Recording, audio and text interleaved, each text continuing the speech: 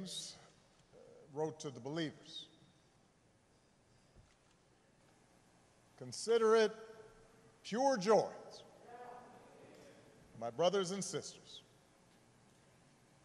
whenever you face trials of many kinds,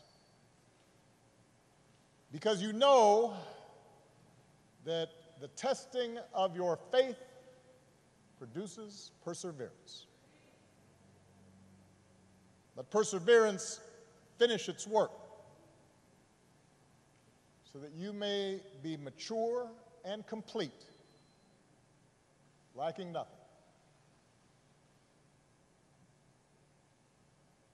It is a great honor to be back in Ebenezer Baptist Church, in the pulpit of its greatest pastor, Dr. Martin Luther King, Jr., to pay my respects to perhaps his finest disciple,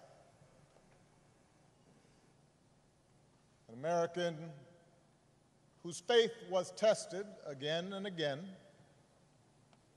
to produce a man of pure joy and unbreakable perseverance. John Robert Lewis. To those who have spoken, to Presidents Bush and Clinton, Madam Speaker, Reverend Warnock, Reverend King, John's family, friends, his beloved staff, Mayor Bottoms, I've come here today because I, like so many Americans, owe a great debt to John Lewis and his forceful vision of freedom. You know, this country is a constant work in progress. We're born with instructions to form a more perfect union. Explicit in those words is the idea that we're imperfect, that what gives each new generation purpose is to take up the unfinished work of the last and carry it further than any might have thought possible. John Lewis, first of the Freedom Riders, head of the Student Nonviolent Coordinating Committee, youngest speaker at the March on Washington, leader of the march from Selma to Montgomery, member of Congress representing the people of this state and this district for 33 years, mentor to young people, including me at the time, until his final day on this earth. He not only embraced that responsibility, but he made it his life's work, which isn't bad for a boy from Troy. John was born into modest means. That means he was poor.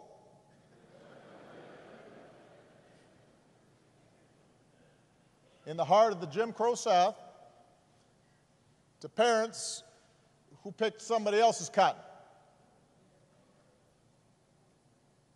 Apparently, he didn't take to farm work. On days when he was supposed to help his brothers and sisters with their labor, he'd hide under the porch and make a break for the school bus when it showed up. His mother, Willie Mae Lewis, nurtured that curiosity in this shy, serious child. Once you learn something, she told her son, once you get something inside your head, no one can take it away from you. As a boy, John listened through the door after bedtime. His father's friends complained about the Klan. One Sunday as a teenager, he heard Dr. King preach on the radio. As a college student in Tennessee, he signed up for Jim Lawson's workshops on the tactic of nonviolent civil disobedience. John Lewis was getting something inside his head, an idea he couldn't shake, took hold of him, that nonviolent resistance and civil disobedience were the means to change laws, but also change hearts and change minds and change nations and change the world. So he helped organize the Nashville campaign in 1960. He and other young men and women sat at a segregated lunch counter, well-dressed, straight back, refusing to let a milkshake poured on their heads or a cigarette extinguished on their backs or a foot aimed at their ribs. Refused to let that dent their dignity and their sense of purpose. And after a few months, the Nashville campaign achieved the first successful desegregation of public facilities in any major city in the South. John got a taste of jail for the first, second, third, well, several times. But he also got a taste of victory, and it consumed him with righteous purpose. And he took the battle deeper into the South. And that same year, just weeks after the Supreme Court ruled that segregation of interstate bus facilities was unconstitutional, John and Bernard Lafayette bought 2 tickets, climbed aboard a Greyhound, sat up front, and refused to move. This was months before the first official freedom rides. He was doing a test. Trip was unsanctioned. Few knew what they were up to. And at every stop through the night, apparently, the angry driver stormed out of the bus and into the bus station. And John and Bernard had no idea what he might come back with or who he might come back with.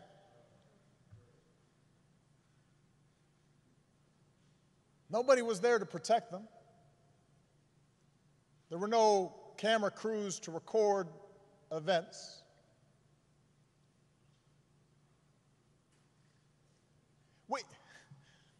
Sometimes, Rev, we read about this and we kind of take it for granted, or at least we act as if it was inevitable. Imagine the courage of 2 people Malia's age, younger than my oldest daughter, on their own, to challenge an entire infrastructure of oppression. John was only 20 years old, but he pushed all 20 of those years to the center of the table, betting everything, all of it, that his example could challenge centuries of convention and generations of brutal violence and countless daily indignities suffered by African Americans. Like John the Baptist preparing the way, like those Old Testament prophets speaking truth to kings. John Lewis did not hesitate, and he kept on getting on board buses and sitting at lunch counters, got his mugshot taken again and again, marched again and again on a mission to change America.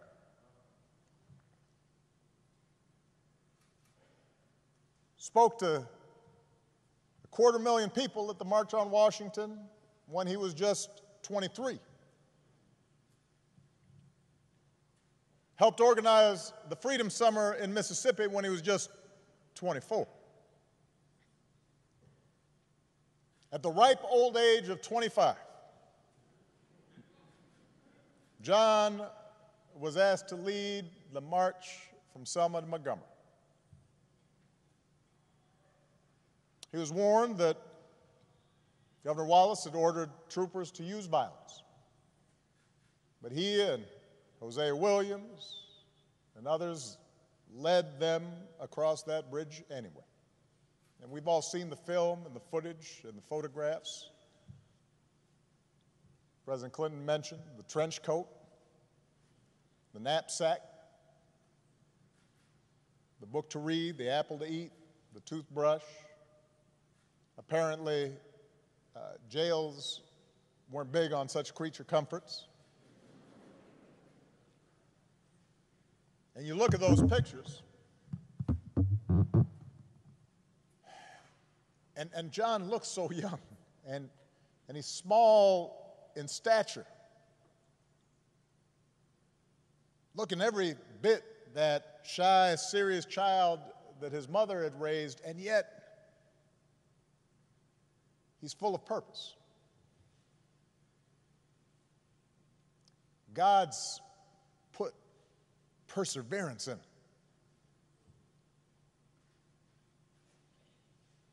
And we know what happened to the marchers that day. Their bones were cracked by billy clubs, their eyes and lungs choked with tear gas.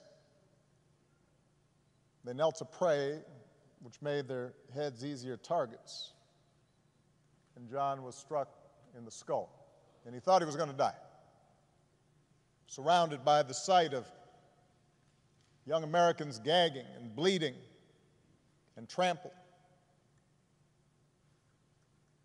Victims in their own country of state-sponsored violence. And the thing is, I imagine initially that day, the troopers thought they'd won the battle.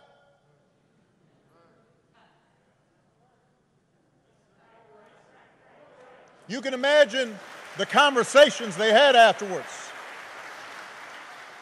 You can imagine them saying, yeah, we showed them. They figured they'd turn the protesters back over the bridge, that they'd preserved a system that denied the basic humanity of their fellow citizens. Except this time there were some cameras there. This time the world saw what happened, bore witness to black Americans who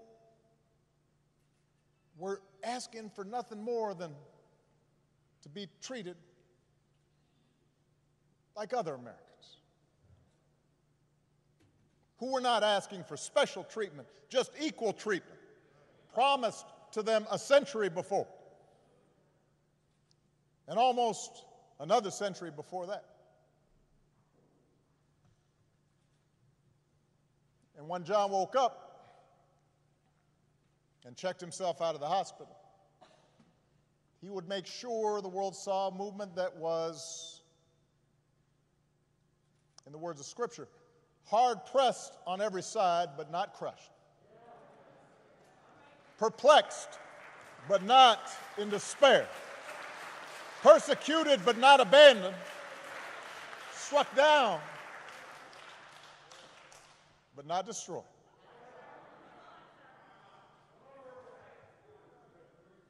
So he returned to Brown Chapel, a battered prophet, bandages around his head.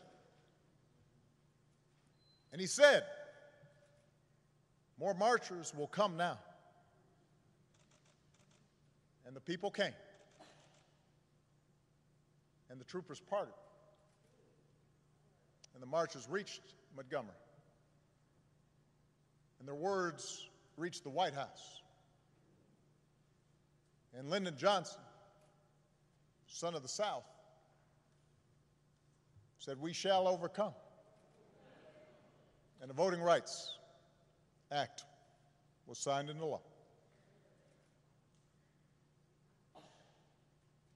The life of John Lewis was in so many ways exceptional. It vindicated the faith in our founding, redeemed that faith. That most American of ideas, the idea that any of us, ordinary people without rank or wealth or title or fame, can somehow point out the imperfections of this nation and come together and challenge the status quo and decide that it is in our power to remake this country that we love until it more closely aligns with our highest ideals. What a radical idea. What a revolutionary notion, this idea that any of us, ordinary people, a young kid from Troy,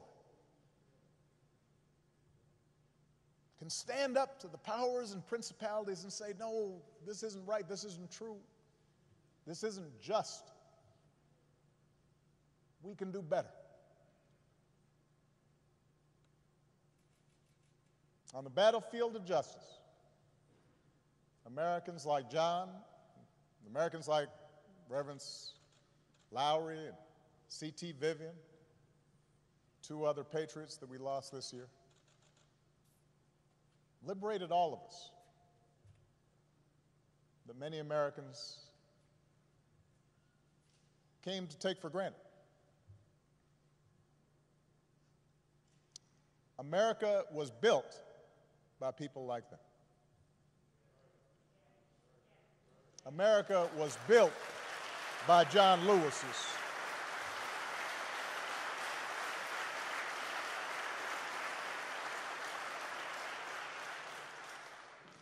He, as much as anyone in our history, brought this country a little bit closer to our highest ideals. And someday, when we do finish that long journey towards freedom, when we do form a more perfect union, whether it's years from now or decades or even if it takes another 2 centuries, John Lewis will be a founding father of that fuller, fairer, better America.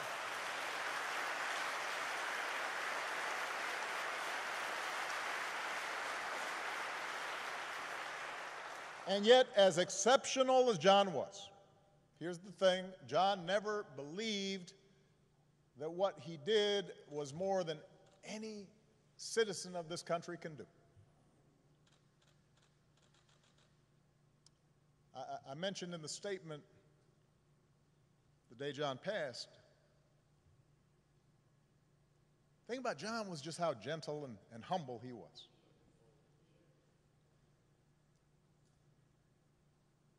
And despite this storied, remarkable career, he treated everyone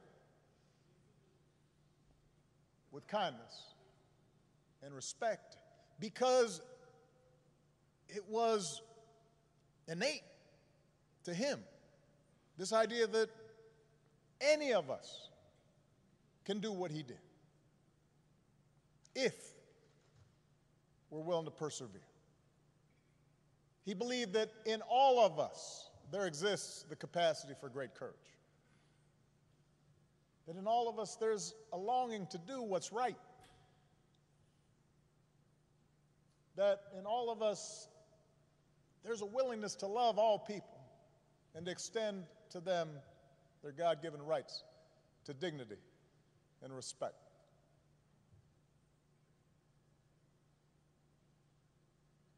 So many of us lose that sense. It's taught out of us.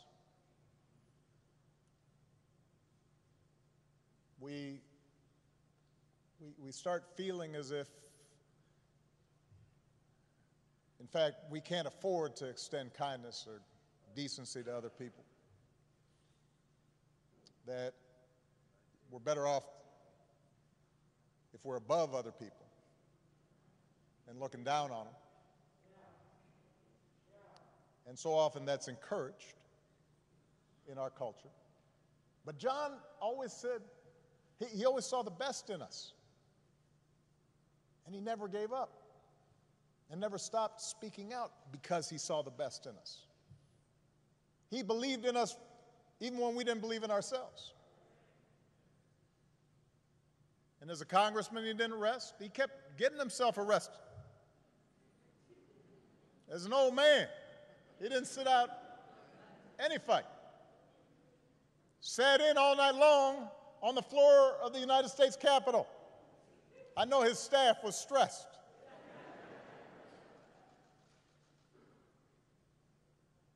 But the testing of his faith produced perseverance. He knew that the march is not over, that the race is not yet won, that we have not yet reached that blessed destination where we are judged by the content of our character. He knew from his own life that progress is fragile, that we have to be vigilant against the darker currents of this country's history, of our own history, with their whirlpools of violence and hatred and despair that can always rise again.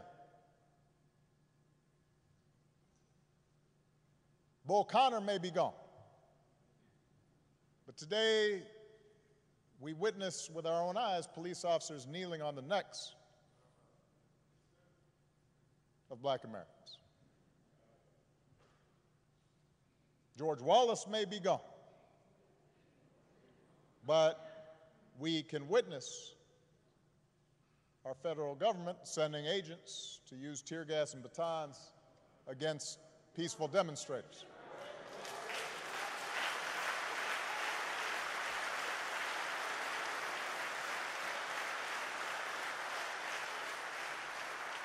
We may no longer have to guess the number of jelly beans in a jar in order to cast a ballot.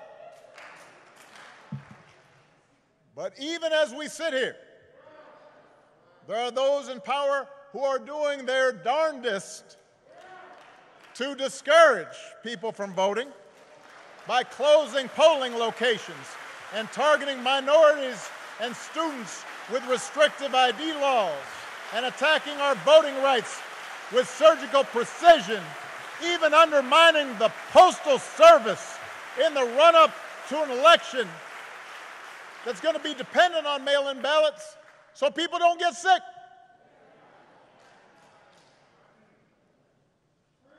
Now, I know this is a celebration of John's life.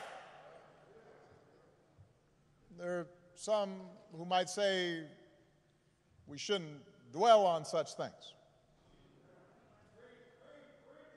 But that's why I'm talking about it.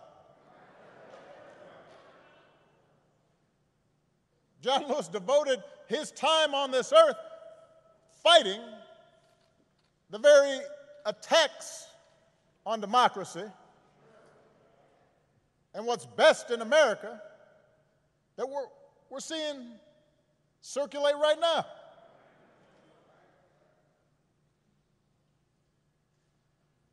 He knew that every single one of us has a God-given power, and that the fate of this democracy depends on how we use it.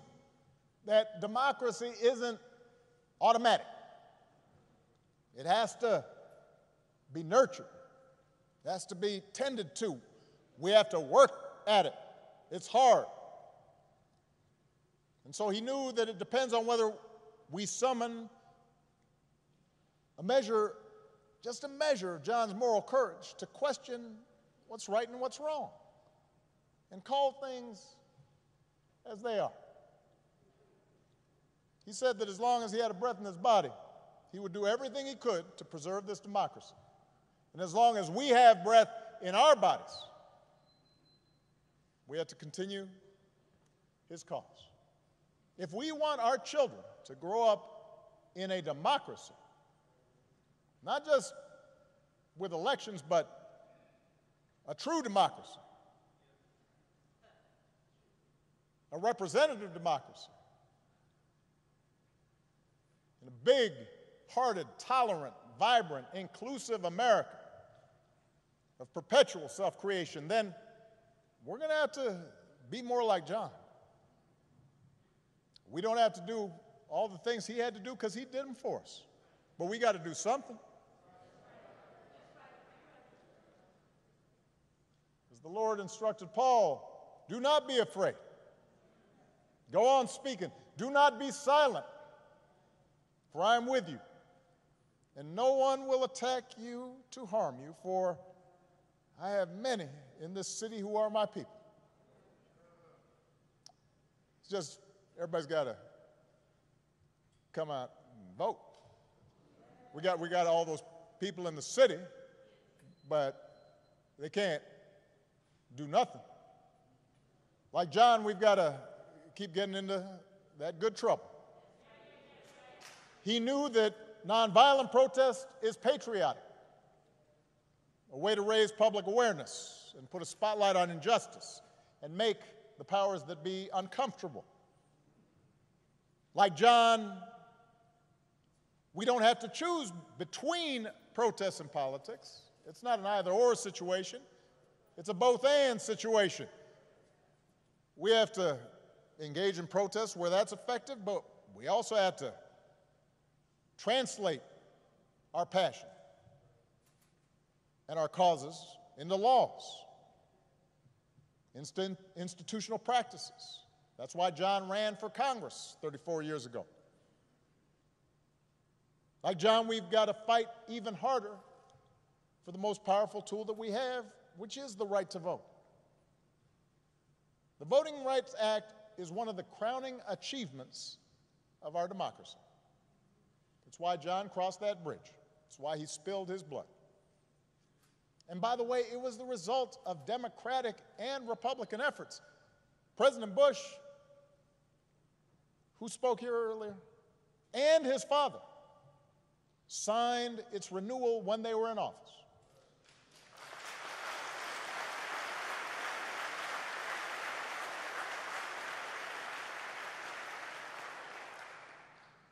President Clinton didn't have to because it was the law when he arrived, so instead he made a law to make it easier for people to register to vote.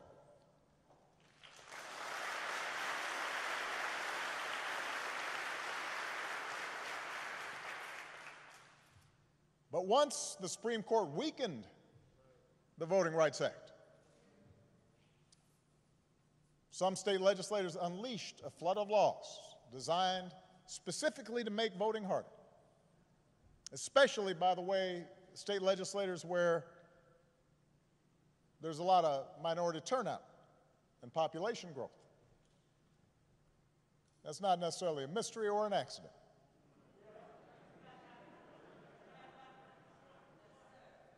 It was an attack on what John fought for. It was an attack on our democratic freedoms.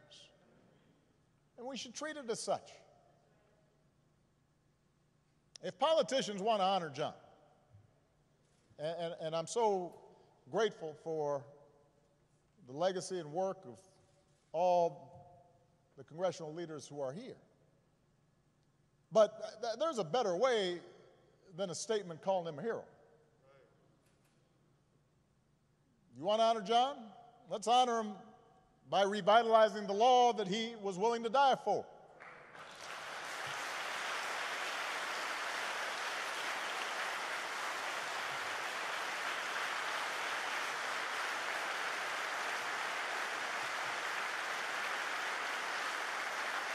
And by the way, naming it the John Lewis Voting Rights Act, that is a fine tribute. But John wouldn't want us to stop there, just trying to get back to where we already were. Once we pass the John Lewis Voting Rights Act, we should keep marching to make it even better by making sure every American is automatically registered to vote, including former inmates who've earned their second chance. By adding polling places and expanding early voting and making Election Day a national holiday. So if you are somebody who's working in a factory, or you're a single mom who's got to go to her job and doesn't get time off, you can still cast your ballot by guaranteeing that every American citizen has equal representation in our government, including the American citizens who live in Washington, D.C. and in Puerto Rico. They're Americans.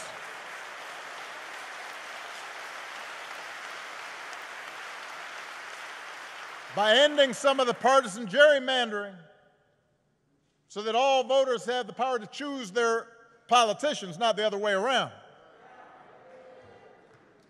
And if all this takes eliminating the filibuster, another Jim Crow relic, in order to secure the God-given rights of every American, then that's what we should do.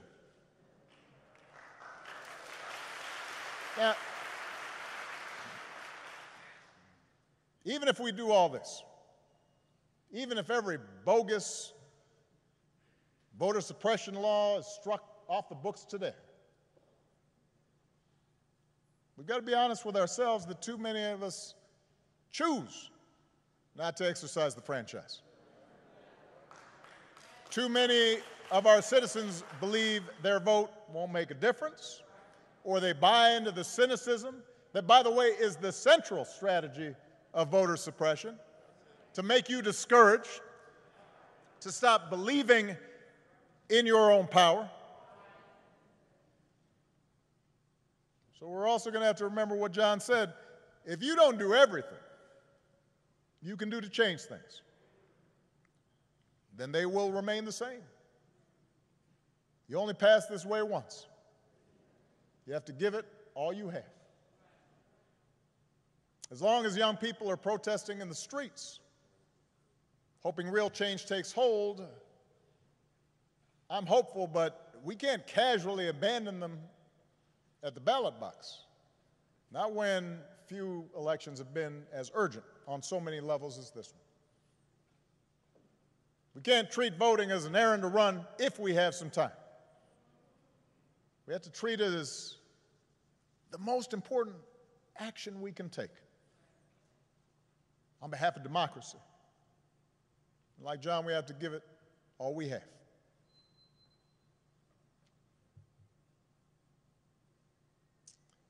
I was proud that John Lewis was a friend of mine. I met him when I was in law school. He came to speak. And I went up and I said, Mr. Lewis, you are one of my heroes.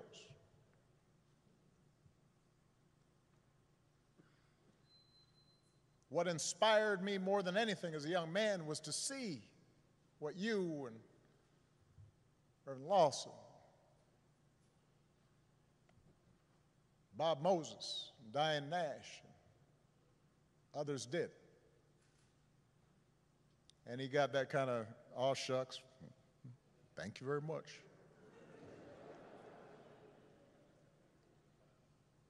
Next time I saw him, I'd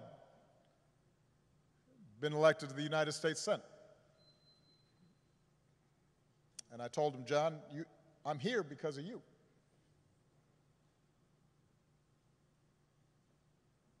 And on Inauguration Day in 2009,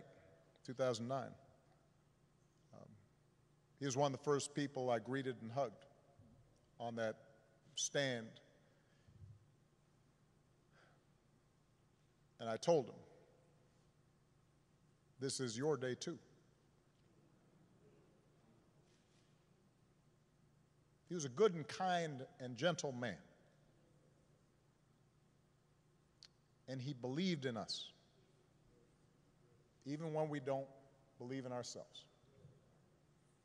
And it's fitting that the last time John and I shared a public forum was on Zoom. And I'm pretty sure neither he nor I set up the Zoom call because we didn't know how to work it. There's a virtual town hall with a gathering of young activists who had been helping to lead this summer's demonstrations in the wake of George Floyd's death. And afterwards, I spoke to John privately, and he could not have been prouder to see this new generation of activists standing up for freedom and equality, a new generation that was intent on voting and protecting the right to vote. In some cases, a new generation running for political office. And I told him, all those young people, John, of every race and every religion, from every background and gender and sexual orientation, John, those are your children. They learned from your example, even if they didn't always know it. They had understood through him what American citizenship requires, even if they'd only heard about his courage through the history books. By the thousands, faceless, anonymous, relentless young people, black and white, have taken our whole nation back to those great wells of democracy which were dug deep by the founding fathers in the formulation of the Constitution and the Declaration of Independence. Dr. King said that in the 1960s, and it came true again this summer. We see it outside our windows in big cities and rural towns, in men and women, young and old, straight Americans and LGBTQ Americans, blacks who long for equal treatment, and whites who can no longer accept freedom for themselves while witnessing the subjugation of their fellow Americans.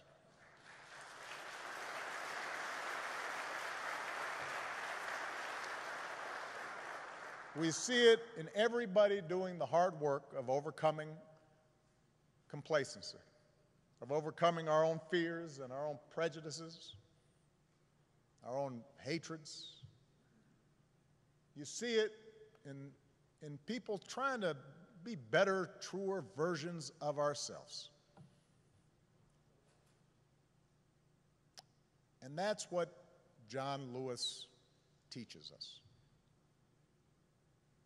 That's where real courage comes from, not from turning on each other, but by turning towards one another, not by sowing hatred and division, but by spreading love and truth, not by avoiding our responsibilities to create a better America and a better world, but by embracing those responsibilities with joy and perseverance, and discovering that in our beloved community, we do not walk alone. What a gift John Lewis was.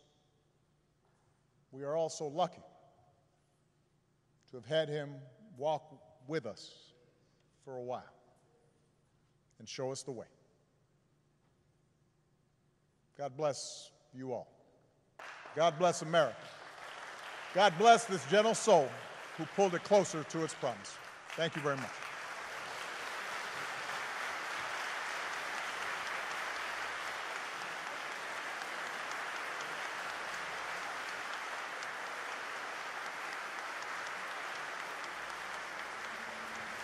Yeah.